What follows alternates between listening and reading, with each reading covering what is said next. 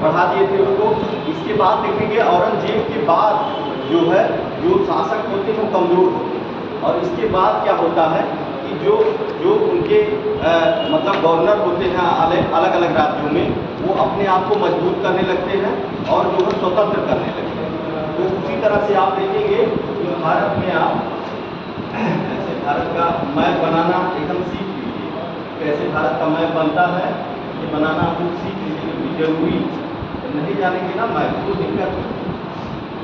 तो देखेंगे जैसे मैप बनाना जरूर, तो देखेंगे कि कौन कौन, जैसे यहाँ पर देखेंगे अवध, उत्तर प्रदेश में अवध जो अपने आप को स्वतंत्र कर लिया। इसके बाद यहाँ पे मैसूर है, यहाँ पे है आंध्र प्रदेश में हैदराबाद है। ये छोटे छोटे जो राज्य थे ये अंग्रेजों के कब्जे में, ये अपने आप को क्या करने लगे, स्वतंत्र करने लगे।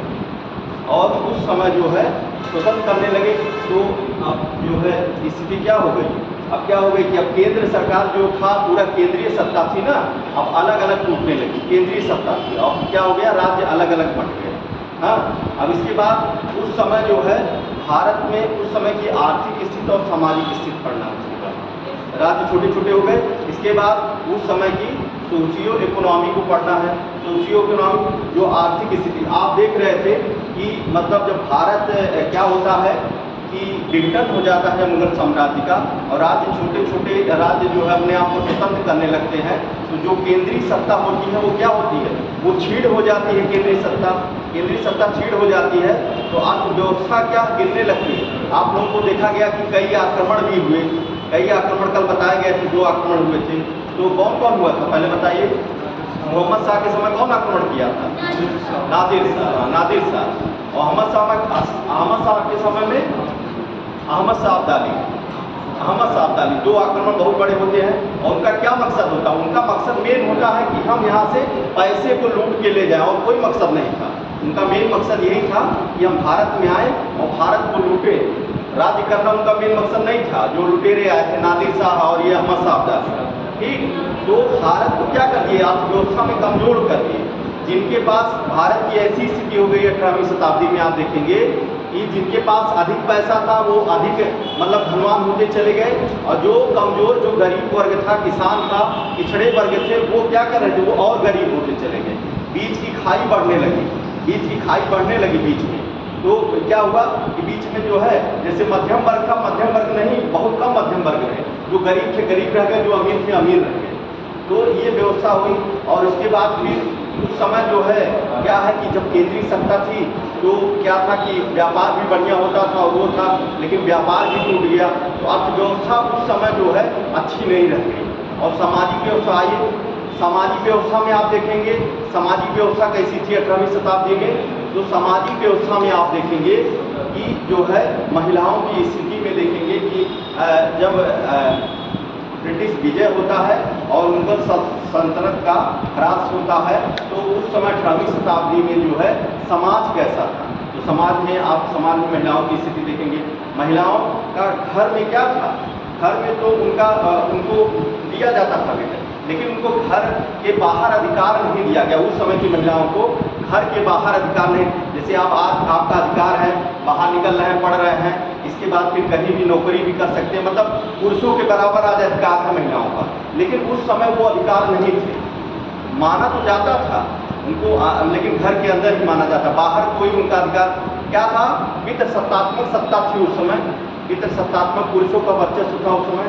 तो वो स्थिति थी। पर्दा प्रथा भी था, पर्दा प्रथा था, लेकिन जो गरीब वर्ग थे उसमें, जो गरीब थे जो खेत में काम करते थे, वो क्या बेचारे पर्दा करेंगे, वो तो बाहर गए खेती करने, वो पर्दा, तो गरीबों में पर्दा प्रथा नहीं थी, लेकिन पर्दा प्रथा था उस समय पर्दा। तो उस समय जो है कई जो है ये सब ऐसे वो थे, जैसे आप देखेंगे कि पर्दा प्रथा था। इसके बाद फिर बाल विवाह होता था। बाल विवाह मतलब अभी 8-10 अभी मतलब 20 साल 25 साल पहले देखिए बहुत अभी भी बाल विवाह होता रहा है।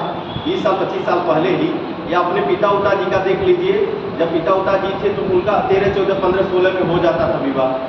तो बाल विवाह, इससे क्या होता था, इससे असर पड़ता है आपका, जैसे आप अभी 13-14 साल में आपका विवाह हो जाए तो आपके विकास पर असर हो जाएगा। जब आज क्या है, आज लोग समझ रहे हैं कि हम नौकरी पा जाए, निर्भर हो जाए, तब शादी करें। तो 12-13 साल में महिलाओं की या पुरुषों किसी की भी शादी हो रही है तो कैसे वो विकास अपने आप को कर लेगा। तो इसका भी विकास पर, और सती प्रथा जो था, आप सती प्रथा जानते होंगे। सती प्रथा जो होता था उसमें क्या होता था, जब पुरुष पति मर जाता था तो उसमें जो है पुरुष को लेकर के महिलाएं जिंदा जल जाती थी, लाश को लेकर के जिंदा, तो उसी को सती प्रथा कहा जाता है। तो ये भी कुप्रथाएं थी उस समय, बहुत कुप्रथाएं। सती प्रथा था, प्रजा प्रथा था, इसके बाद दास प्रथा भी था। दास प्रथा आप लोग जानते होंगे।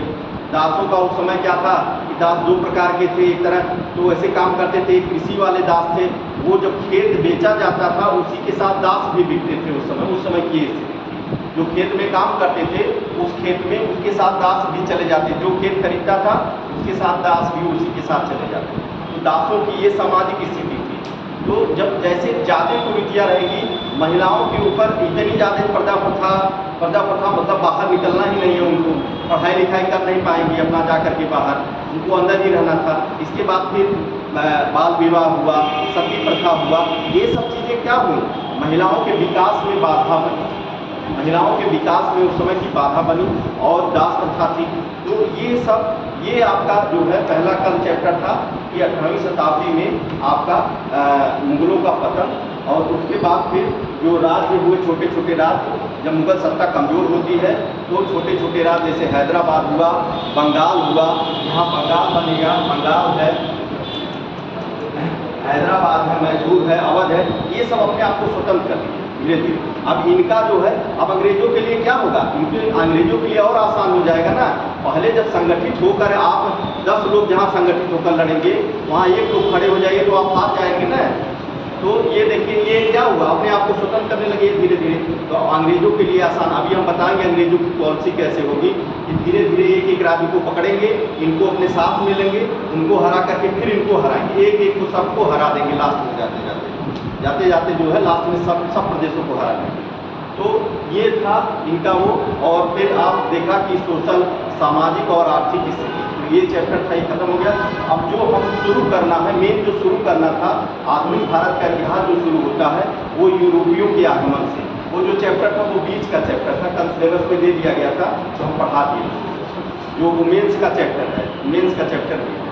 तो जो है अब आज जो शुरू होगा, जो पहला चैप्टर है यूरोपियों का आगमन, इसमें आप लोगों को बताया भी गया था कल यूरोपियों का आगमन कैसे कैसे कौन कौन आए, और उसके बाद फिर कैसे भारत की खोज किए थे।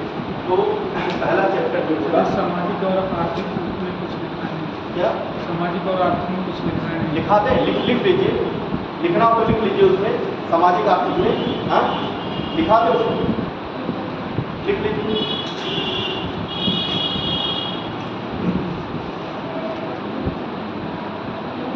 देखिए सामाजिक आर्थिक व्यवस्था लिखा लीजिए, सामाजिक आर्थिक व्यवस्था, सामाजिक आर्थिक व्यवस्था इसमें लिख लीजिए 18वीं सदी का भारत, 18वीं सदी का भारत, 18वीं सदी का भारत पर्याप्त गति से, 18वीं सदी का भारत पर्याप्त गति से, पर्याप्त गति से, पर्याप्त गति से आर्थिक सामाजिक, आर्थिक सामाजिक, आर्थिक सामाजिक, आर्थिक सामाजिक सांस्कृतिक प्रगति, आर्थिक सामाजिक सांस्कृतिक प्रगति, आर्थिक सामाजिक सांस्कृतिक प्रगति नहीं कर सका, नहीं कर सका, नहीं कर सका, क्योंकि राज्य की बढ़ती हुई राजस्व मांगे, क्योंकि राज्य की बढ़ती हुई राजस्व मांगे, राजस्व मांगे, अफसरों के अत्याचार,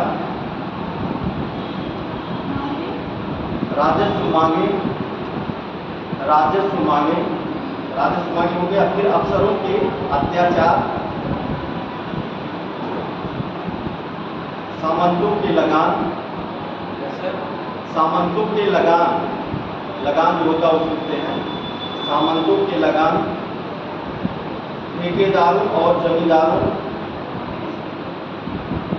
की धन लिप्सा, ठेकेदारों और जमींदारों की धन लिप्सा,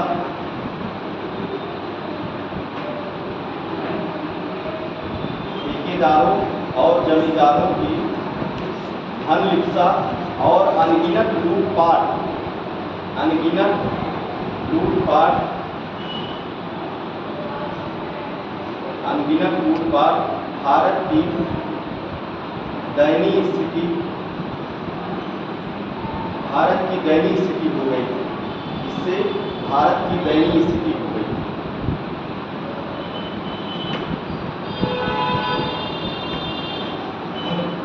भारत की दयनीय स्थिति हो गई। उन दिनों भारत में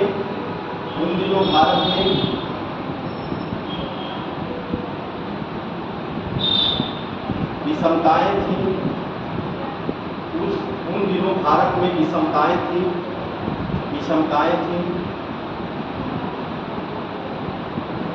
जो अत्यंत गरीब था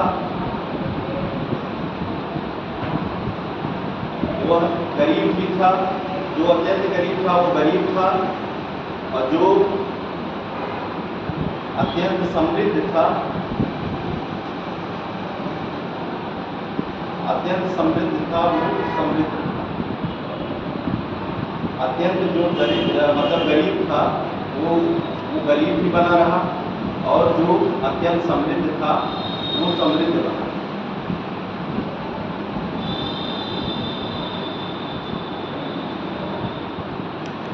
18वीं शताब्दी में भारतीय कृषि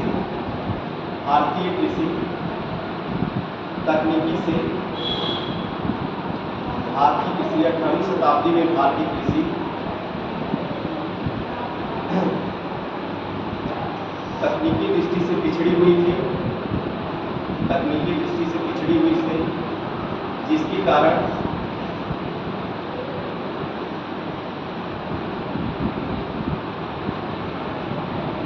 कारण उत्पादन सही से नहीं हो रहा था।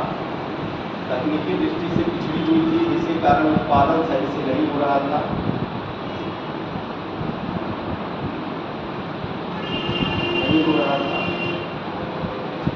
और इसी कृषि पर भारत का शेष समाज निर्भर था।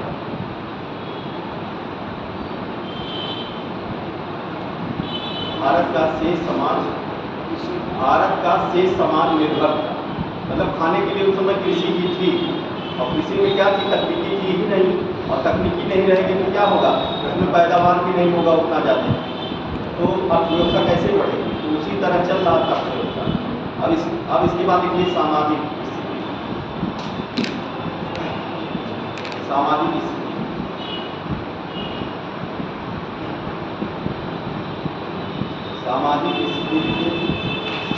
सामाजिक स्थिति में लिखी महिलाओं,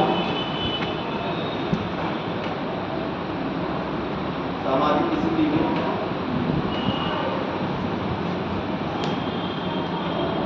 देखिए महिलाओं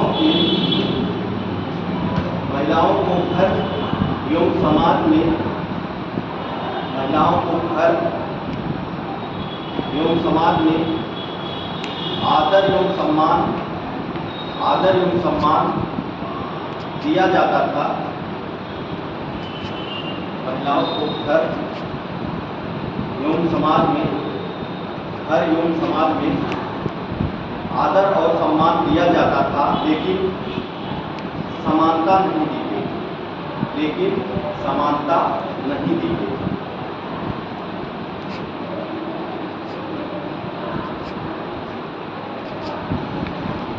महिलाओं, उच्च वर्ग की महिलाएं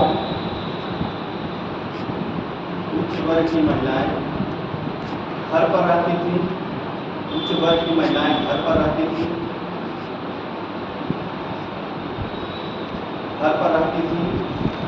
निम्न वर्ग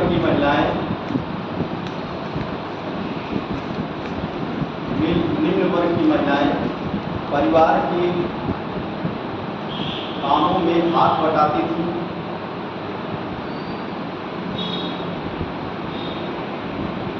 परिवार के कामों में हाथ बटाती थी। वे घर से निकलकर खेतों में भी काम करती थी। खेतों में भी काम करती थी।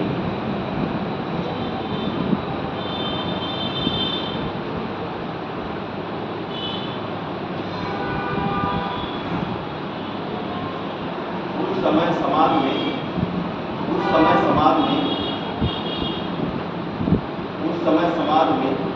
सती प्रथा, उस समय समाज में सती प्रथा, बाल विवाह, सती प्रथा, बाल विवाह, बहुविवाह जैसी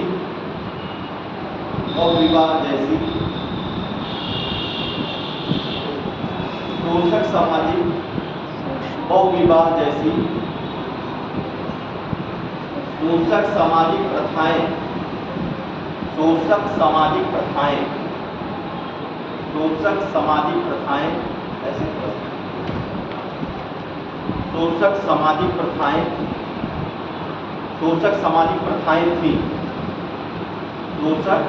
सामाजिक प्रथाएं थी, जिसके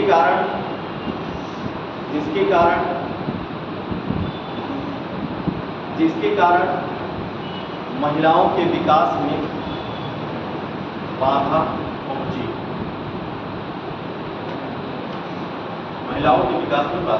ठीक है, इतना रहने दीजिए, ये बहुत है।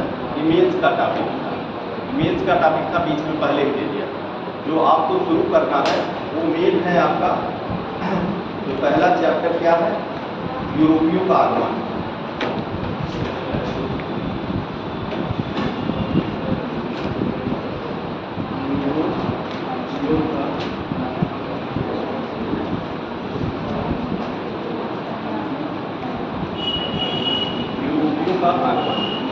यूरोपियों का आगमन में कल हम थोड़ा सा बताए थे आप लोगों को कि कैसे जो है पहले कौन आया था।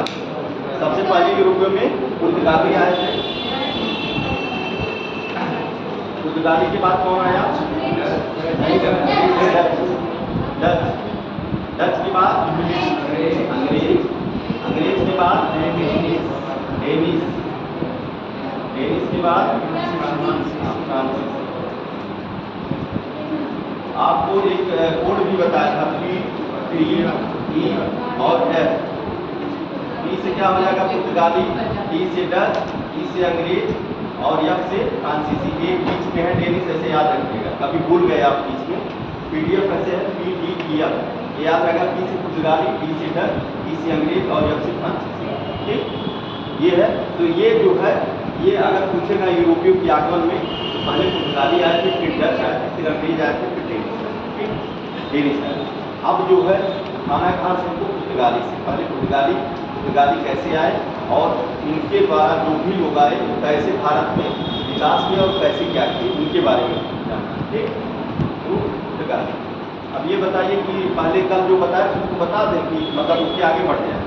जो मैप कल बनाए थे उसको बताए थे आपको, उसको क्या करें? आगे बढ़ जाए। उसके बाद वास्को डी गामा से आगे बढ़ना है कि बता दें बात? हाँ, एक बार बता दे। इसमें से नोट करें। देखिए, जो कल बताए थे उसको एक बार फिर से रिवीजन कराते हैं। ठीक, 2 मिनट। देखिए मैप है अफ्रीका का।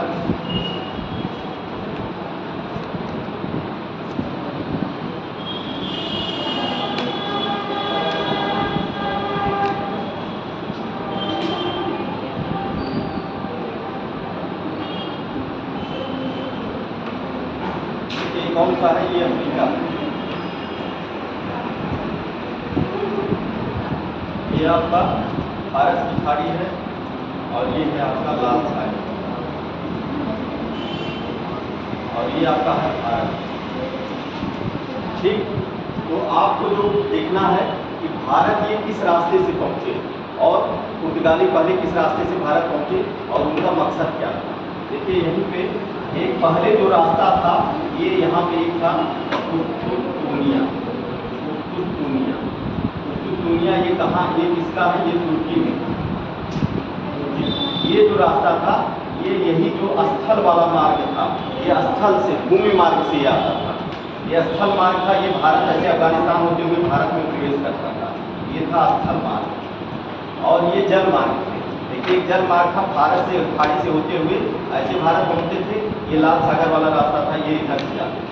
और उस समय जो जब इस समय आते हैं तो इस समय क्या था, इटली आप जानते होंगे, इटली का उसमें व्यापार पर वर्चस्व था। इस समय जो भारत का व्यापार चल रहा था उसमें इटली का वर्चस्व था, ठीक, इटली का वर्चस्व था। और उसके बाद क्या होता है कि 1853 ईस्वी में, 1853 ईस्वी में यहाँ पर कौन कब्जा कर लिया, तुर्की का ही क्षेत्र भी है, तो तुर्की ने जो है इन रास्तों पर कब्जा कर लिया।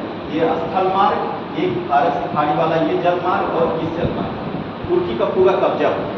अब यूरोप, ये आपका यूरोप वाला क्षेत्र, यहाँ पे स्पेन है और यहाँ पे है आपका पोर्चुगल। तो क्या होता है कि यहाँ पर जब इटली का रास्ता जब बंद हो जाता है और इसके बाद क्या लाता था, यहाँ से क्या व्यापार करते थे भारत में, उसमें मसाले का व्यापार। क्या था कारण कि अमेरिका में बहुत ज़्यादा ठंड पड़ती थी, मतलब यूरोप में जो है सभी जगहों पर जो है सबसे ज़्यादा ठंड पड़ती थी, 3 महीने तक एकदम बर्फ़ गिरता था। बर्फ़ गिरने के कारण क्या था कि वहाँ जैसे हरी सब्जी हुई और चीज़ें नहीं मिल पाती थी, तो यहाँ से जो मसाला लेते थे और वहाँ ज़्यादातर जो है मीट मछली मांस का प्रयोग ज़्यादा करते थे, तो यहाँ से जो मसाला लेके जाते थे वो उस पर मीट पर लेप करके और फ्रिज में रख देते थे, काफ़ी दिन तक चलता था। और यहाँ का मसाला जो है जो खाने से गर्म भी शरीर में करता था, तो ये कारण था बड़ा, मतलब इस पर बहुत ज़्यादा इसका मसाले के लिए ही। और यहाँ पर आप देखेंगे दक्षिण पूर्व एशिया में, यहाँ पे इंडोनेशिया है, इंडोनेशिया जो है इसे मसाला का द्वीप भी कहा जाता है। यहाँ पर भी दक्षिण पूर्व एशिया में भी आएंगे, जब आएंगे सब व्यापार करने दक्षिण पूर्व एशिया में भी जाते हैं। तो ये जो है अब क्या होता है, ये इनका रास्ता बंद हो गया, मसाला व्यापार कैसे करेंगे। और ये जो है इटली लाता था तो पूरे यूरोप में बेचता था, अपना व्यापार करता था ये। तो क्या होता है, तो स्पेन की रानी होती है कौन, ईसावाल ने किसको भेजा था, स्पेन से कौन निकला था, आया था, और जिसने अमेरिका के रास्ते की खोज की थी, कोलंबस।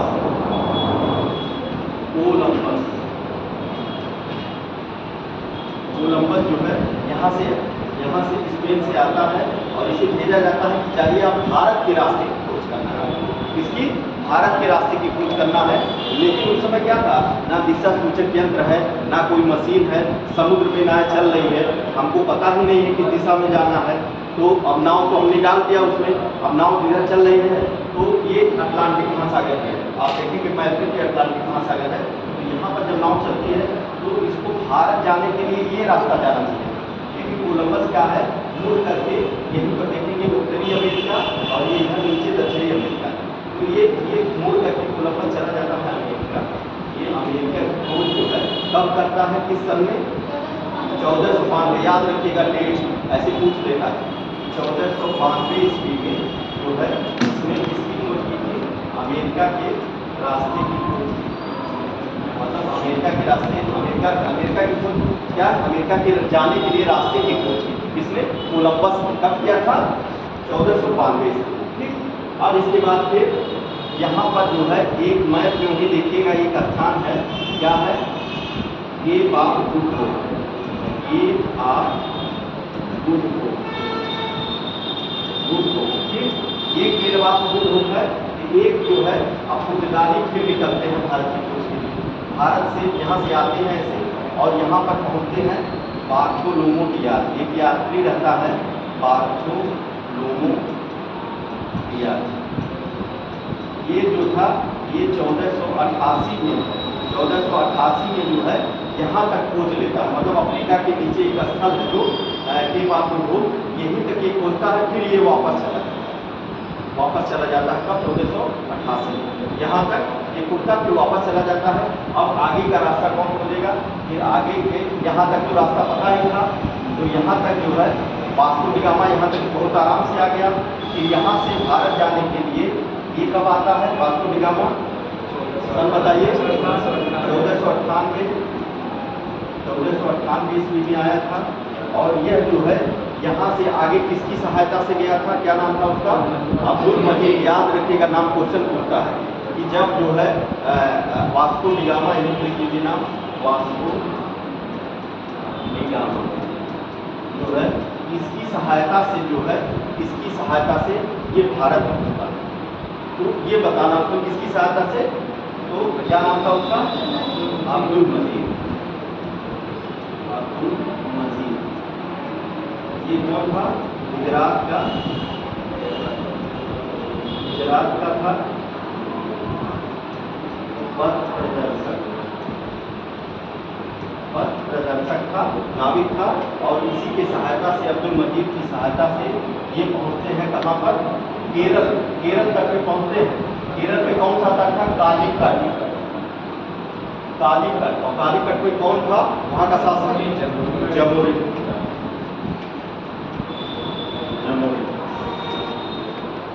तो भारत के रास्ते की खोज कौन किया, वास्को डी गामा। तब किए थे इस सन में 1498 में। वो आगे चले, उनकी सहायता कौन किया था, अब्दुल मजीद। ये याद रखिए, क्वेश्चन आपसे पूछता, ठीक, अब्दुल मजीद। और फिर ये भी क्वेश्चन पूछता है किस तट पे पहुंचे थे, किस तट पे पहुंचे थे, कालीकट। और कालीकट में शासक कौन था, जमोरी। हाँ, ऐसे बोलेंगे ना, चीजें याद हो जाएंगी। फिर आपको पढ़ने नहीं पड़े, किताब नहीं खोलना, फिर आप एक बार ऐसे देखेंगे, रिवीजन हो जाएगा आपका। तो देखिए, ये ऐसे पढ़ते रहिए ना, इसके बाद फिर जब हो जाएगा खत्म तो आप क्वेश्चन दिया जाएगा सॉल्व करने के लिए, देखेंगे सिविल का क्वेश्चन, पीसीएस का क्वेश्चन बस 5 मिनट में से सॉल्व करें जो आया हुआ क्वेश्चन। तो जो है जमोरी कालीकट में पहुंचे, और फिर जो है क्या करता है, वास्को डी गामा यहाँ पे क्या करता है, व्यापार करता है। और व्यापार करके यहाँ से फिर कहाँ चला जाता है, अपने देश पुर्तगाल वापस चला जाता है। और पुर्तगाल जब वापस चला जाता है तो आने जाने का खर्च निकाल करके वह देखता है उसे कितने गुना का फायदा हुआ था, 60 गुने का। ये भी क्वेश्चन पूछा है, कितने गुना का फायदा हुआ था, तो 60 गुने का फायदा हुआ, ठीक, 60 गुने का फायदा हुआ।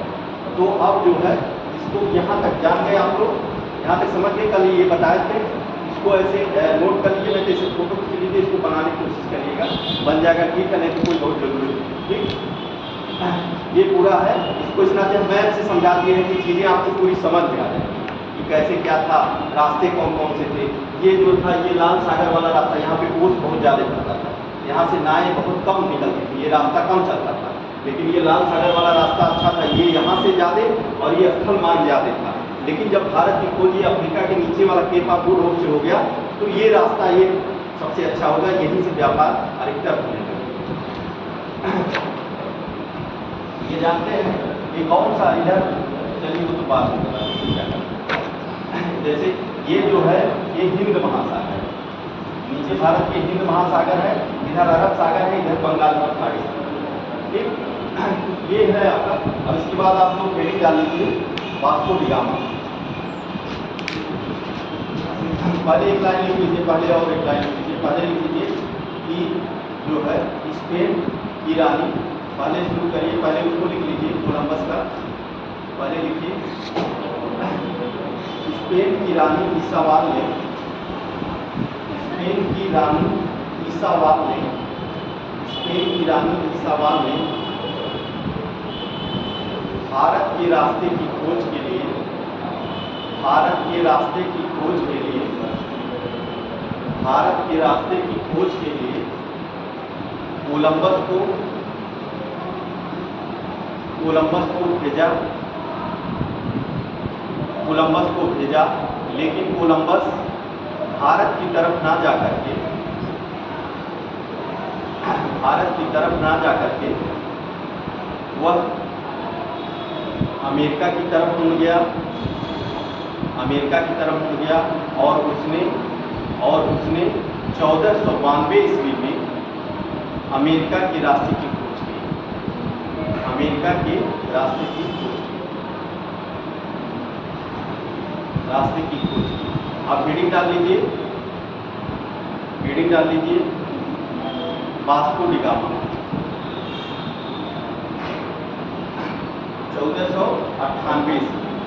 1498 ईस्वी में आया था ये, डेट उसी में लिख लीजिएगा, 20 मई 1498, 20 मई 1498 को ये आया था। वास्को डी गामा गुजराती पथ प्रदर्शक।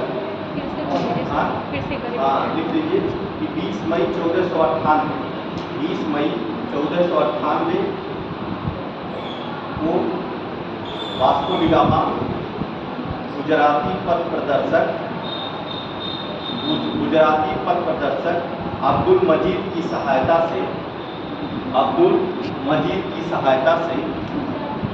गुजराती पथ प्रदर्शक, ये लिखा है गुजराती पथ प्रदर्शक अब्दुल मजीद की सहायता से, मजीद ये लिखा है मजीद, ऐसे लिखो मजीद अब्दुल मजीद की सहायता से केरल के कालीकट तट पर पहुंचता है। केरल के कालीकट तट पर पहुंचता है। केरल के कालीकट तट पर पहुंचता है, जहां पर कालीकट का शासक जमोरिन ने उसका स्वागत किया। जमोरिन ने, कालीकट का शासक जमोरिन ने उसका स्वागत किया।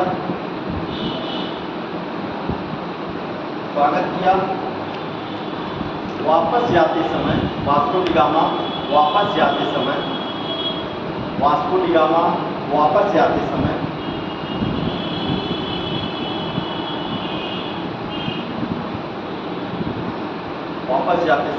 काली मिर्च और मसाला यहाँ से ले गया।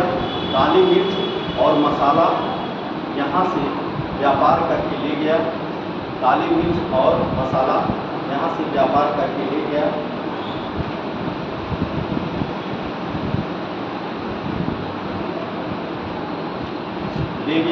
और अपने देश पहुंचकर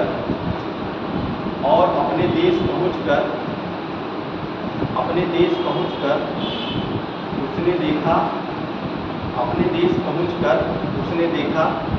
कि आने जाने का खर्च निकालने के बाद उसको 60 गुने का फायदा हुआ। 60 गुने का फायदा हुआ।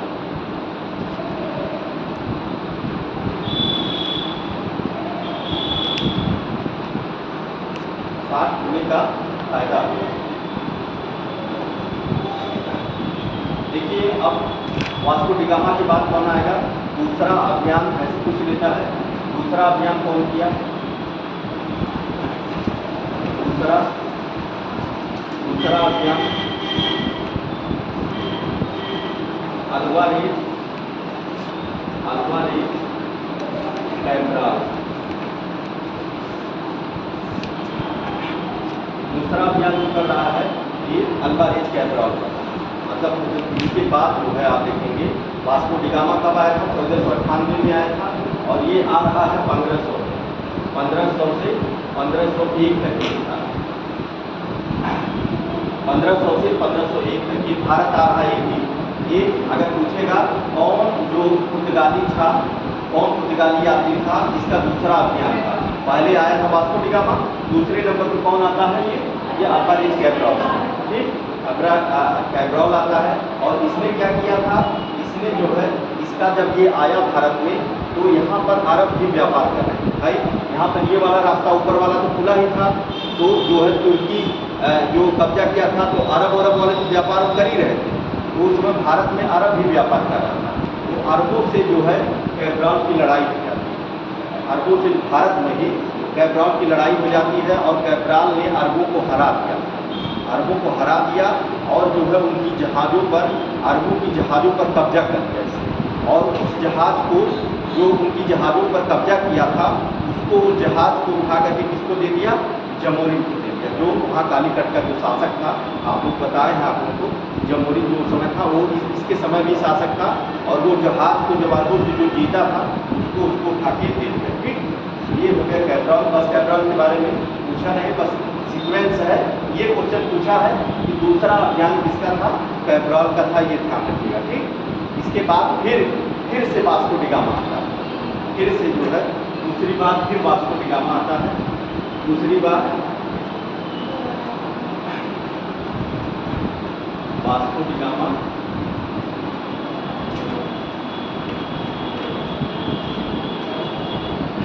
दूसरी बार जब आता है, ये आता है 1502 से लेकर के 1505।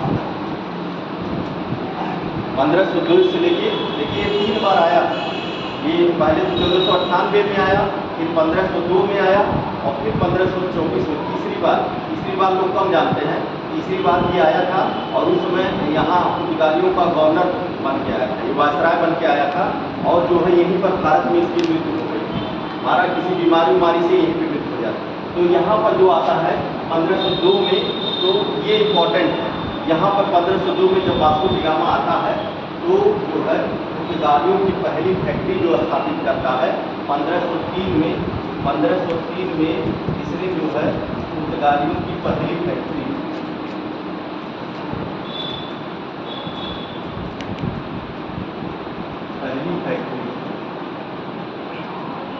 जो है कहाँ पर स्थापित करता है? कोचीन। देखिए सबसे इम्पोर्टेंट क्वेश्चन है, पूरे पुर्तगालियों का सबसे इम्पोर्टेंट क्वेश्चन ये है कि पुर्तगालियों ने अपनी पहली फैक्ट्री कहाँ पर स्थापित की। तो किसके समय में? वास्को डी गामा के समय में। कब कर रहा है ये भी याद रखिएगा। 1503 में जो है पुर्तगालियों ने पहली फैक्ट्री कोचीन में स्थापित की और फिर 1505 में आप देखेंगे जो है 1505 में दूसरी फैक्ट्री जो है कन्नूर में स्थापित। पहली फैक्ट्री जो है कोचीन में स्थापित हो रही है, दूसरी कहाँ हो रही है? कन्नूर। यहाँ पर मैप में ऐसे मैप बनाना सीख जाए, ऐसे करिए और फिर जैसे मैप में जब समझा देंगे किसी चीज़ को ना, वो चीज़ें आसान हो जाती हैं। नहीं बन रहा है, देखिए यहाँ पे कालीकट था ना, कालीकट यहाँ पे था केरल में ही ये फैक्ट्री स्थापित की जा रही है। कहाँ पर? कोचीन में। और एक जो है दूसरी स्थापित की जा रही है कहाँ पर? कन्नूर। तो कोचीन यहाँ पे, कोचीन और दूसरी कहाँ है? कन्नूर। ठीक, ये मैप में ही बना लीजिए। जो है वास्को डी गामा 1502 से 1505 में आया और पुर्तगालियों की पहली फैक्ट्री कहाँ पे स्थापित की? कोचीन में। और दूसरी फैक्ट्री कहाँ स्थापित कर रहा है? कन्नूर। ठीक, ये जो है इसका इम्पोर्टेंट है। ये दो चीज़, पहली फैक्ट्री याद रखिएगा, पहली फैक्ट्री पूछ लेता है। अब इसके बाद फिर जो शासक आता है वो आता है अल्मीड़ा। देखिए पहला जो था वास्को डी गामा, फिर कैब्राल आया, फिर जो कौन आया? वास्को डी गामा आया। ठीक, अब कौन आ रहा है? अल्मीड़ा आएगा। इसको मिटा दे, लिख लिए ना आपको।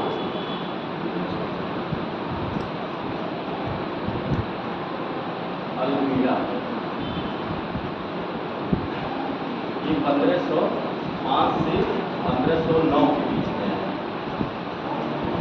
अब इसके लिए क्या इम्पोर्टेंट है? इसने क्या किया था? इसकी 3 बातें इम्पोर्टेंट है। यह जो है पहला गवर्नर या वायसराय बन के आता है।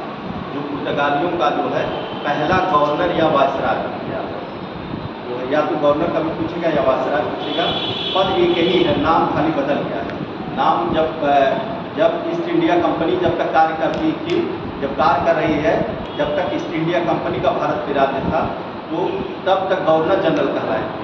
लेकिन जो है आप देखेंगे 1858 के अधिनियम से क्या होता है, जो ईस्ट इंडिया कंपनी का जो शासन था उसको हटा करके सीधे ब्रिटिश क्राउन से जोड़ दिया जाता है। जो ब्रिटिश ताज रानी थी उनसे जोड़ दिया जाता है, वहाँ से शासन होने लगता है। तो उस समय से जो गवर्नर जनरल थे उनको वायसराय कहा जाने लगा। बस यही जानना, और अंतर नहीं है, पद वही है, नाम केवल बदल गया। 58 से पहले गवर्नर जनरल कहलाते थे और 58 के बाद क्या कहलाए ये लोग? वायसराय। ठीक, वायसराय। लेकिन जो है भाषा में गवर्नर जनरल ही कहा गया ज़्यादातर लोगों का, तो गवर्नर जनरल कहा गया। इस नाते जो है आप देखेंगे गवर्नर जनरल ही बेसिकली होता है। ठीक, तो आप देखिए अल्मीड़ा आता है। ये क्या था? ये पुर्तगालियों का प्रथम गवर्नर था। पुर्तगालियों का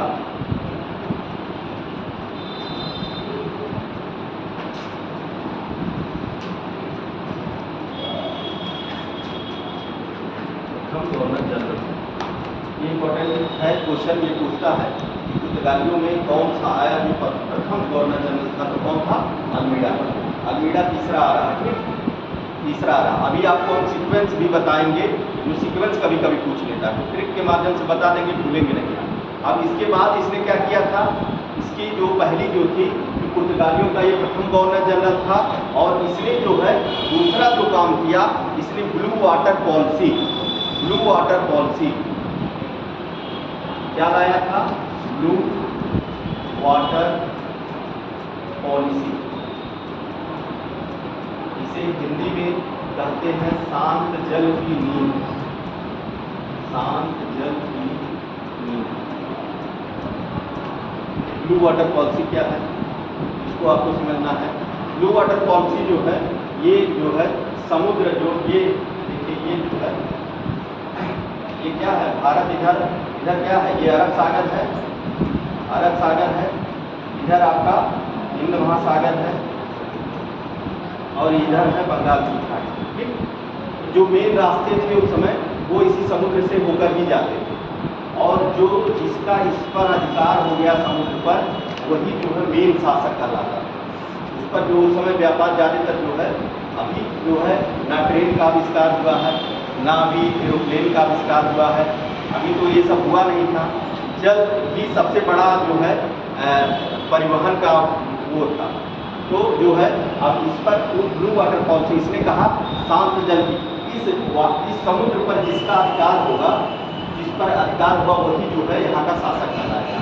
तो जो है शांत जल पर जिसका अधिकार होगा, तो इसने यही ब्लू वाटर पॉलिसी लाई थी कि मतलब हम जो है पहले हमारा जो मकसद होगा कि इस पर, इस जल पर मेरा अधिकार है, इस पर जो है जल पर जब अधिकार कर देंगे तो भारत के पूरे मतलब व्यापार पे मेरा अधिकार है।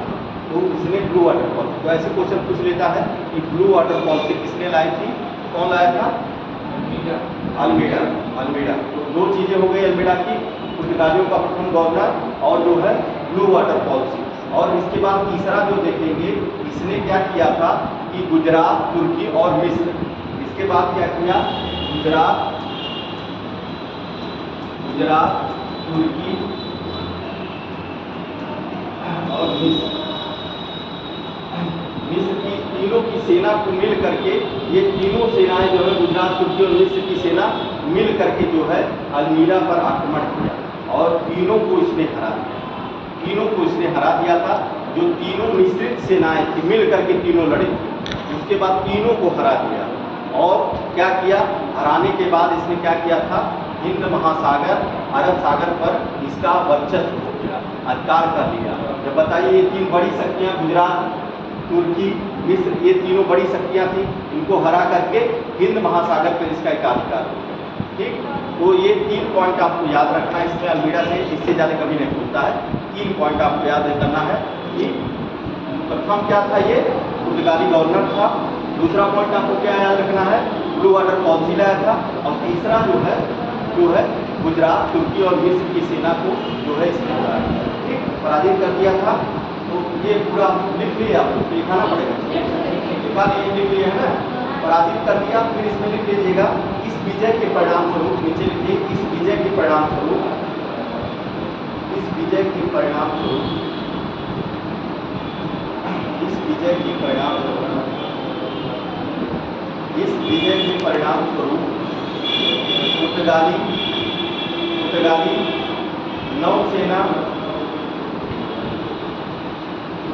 नौसेना हिंद महासागर में, पुर्तगाली नौसेना हिंद महासागर में सबसे शक्तिशाली हो गई, सबसे शक्तिशाली हो गई।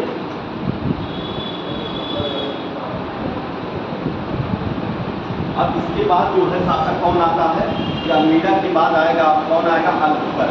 ठीक, अल-बुकर इसके बाद जो शासक आता है, ये इसको क्या देगा,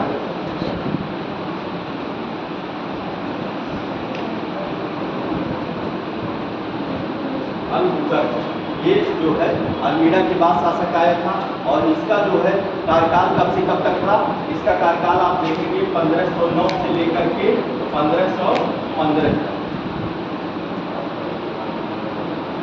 1509 से लेकर 1515 तक इसका अल-बुकर का कार्यकाल था। ये जो है पुर्तगाली सत्ता का वास्तविक संस्थापक कहलाता है। ये जो था, इसका पहला पॉइंट जो इम्पोर्टेंट है, जो वो तो प्रथम गवर्नर जो अल्मीड़ा क्या कहलाया, प्रथम गवर्नर कहलाया था या प्रथम वायसराय कहलाया। लेकिन अगर पूछेगा पुर्तगाली सत्ता का वास्तविक संस्थापक कौन था, तो पुर्तगाली सत्ता का वास्तविक संस्थापक यही था। कौन था? अल्बुकर्क, पुर्तगाली सत्ता का वास्तविक संस्थापक। इसने क्या किया था, यही देखिए पुर्तगालियों का जो है मेन जो कब्जा था क्या था, गोवा। तो 1510 ईस्वी में इसने बीजापुर के शासक रहते हैं, उनका नाम था आदिल शाह। उनसे जो है 1510 ईस्वी में गोवा को छीन लिया इसने। ठीक, 1510 ईस्वी में जो है इसने गोवा पर कब्जा किया था। कब? 1510 ईस्वी में। इससे जीता था बीजापुर के शासक, क्या नाम था? आदिल शाह। आदिल शाह से इसने जो है गोवा को छीन लिया। और इसके बाद फिर 1511 में इसने क्या किया था, मलक्का पे कब्जा कर लिया। मलक्का पर कब्जा किया। मलक्का, ये मलक्का कहाँ है ये देख लीजिए। तो ये भारत है। यहाँ पे ये मलक्का जो है दक्षिण पूर्व एशिया में है। यहीं पर जो है एक मलक्का, ये जलसंधि है। ये मलक्का जो है ये जलसंधि है, और ये जो है यही जलसंधि है। इतना ही, यही जो है रास्ता है जलसंधि से जो दक्षिण पूर्व एशिया जल के द्वारा जाने के लिए, यही जो ये रास्ता है। और जो है ये कहा जाता था जिसका मलक्का पर यहाँ पर कब्जा हो जाता था, उसका दक्षिण पूर्व एशिया पर पूरा कब्जा हो जाता था। मतलब जो मेन रास्ता था, अगर मेन रास्ते पे आप कब्जा कर लेंगे, इधर का रास्ता नहीं था, यही रास्ता था, तो जो है दक्षिण पूर्व एशिया का मलक्का जो है यह जो है पूंजी के नाम से जानी जाती जो है। तो मलक्का जलसंधि पर इसने क्या किया, कब्जा कर लिया। मलक्का जलसंधि कौन?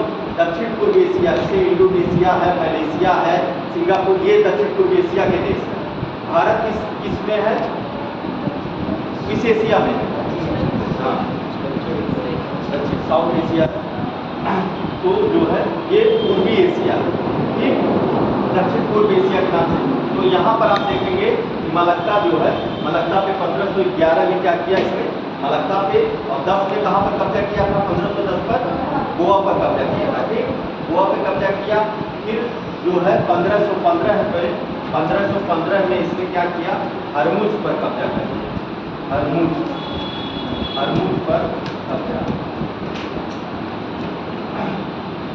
पर कब्जा कर लिया। हरमुज कहाँ है? तो हरमुज जो है किसमें हरमुज कहाँ है? हाँ, ओमान जो है वो भी, ये भी हरमुज भी जलसंधि है।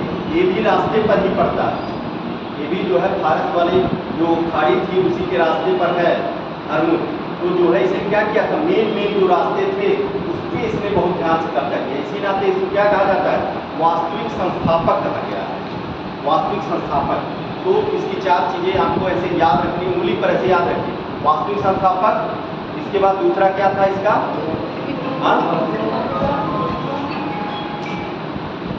गोवा पे कब्जा किया 1510 में।